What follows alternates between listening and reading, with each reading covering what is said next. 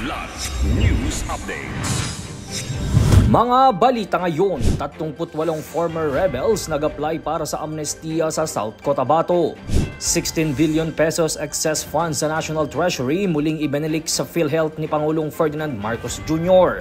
Higit 1,000 classrooms na proyekto ng DPWH hindi tinapos ayon sa DepEd. Ako po si Cesar Soriano para ihatid ang nangungunang mga balita sa buong kapuluan ngayon.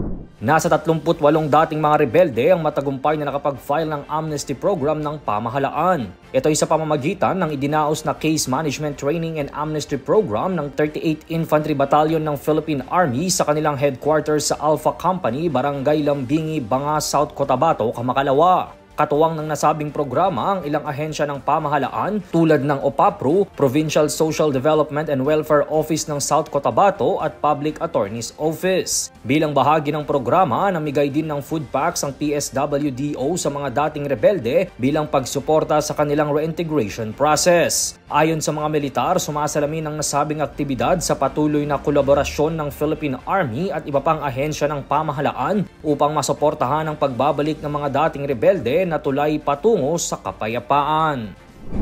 Inanunsyo ni Pangulong Ferdinand Marcos Jr. na muling ibabalik ang 16 billion pesos na excess funds ng Philippine Health Insurance Corporation o PhilHealth matapos itong ilipat kamakailan sa National Treasury. Ito ang naging pahayag ni PBBM sa kanyang pagbisita ngayong araw sa Dr. Jose Fabella Memorial Hospital sa Santa Cruz, Manila. Ayon sa Pangulo, ibabalik sa PhilHealth ang naturang pondo hindi lamang para mawala ang pangamba ng tao kundi dahil gagamitin ito para palawakin pa ang mga serbisyo ng PhilHealth. Noong Oktubre ng nakaraang taon nang maglabas ang Korte Suprema ng pansamantalang restraining order laban sa patuloy na paglilipat ng pondo ng PhilHealth sa National Treasury matapos ang ilang inihain na petisyon. Gayunpaman, nauna nang nailipat ang 60 billion pesos na hindi nagamit na pondo bago ang pagsasampa ng kaso na nag-iwan na lamang ng 29.9 billion pesos sa PhilHealth. Pagdidiin naman ng Department of Finance na ang desisyong ilipat ang sobrang pondo ng PhilHealth ay legal, moral at makatwirang pang-ekonomiya at wala ni isang sentimo mula sa kontribusyon ng mga miyembro ang ginamit. Hindi lang flood control projects ng DPWH ang hindi natapos kundi maging ang mga silid-aralan din na kanilang itinurn over sa DepEd.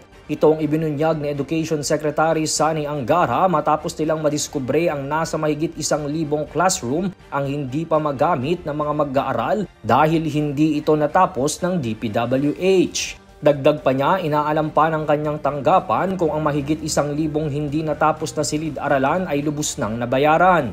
Inatasan na rin niya ang mga kaukulang opisyal na magsumite ng ulat ukol sa mga ghost projects o hindi natapos na mga gusali ng paaralan.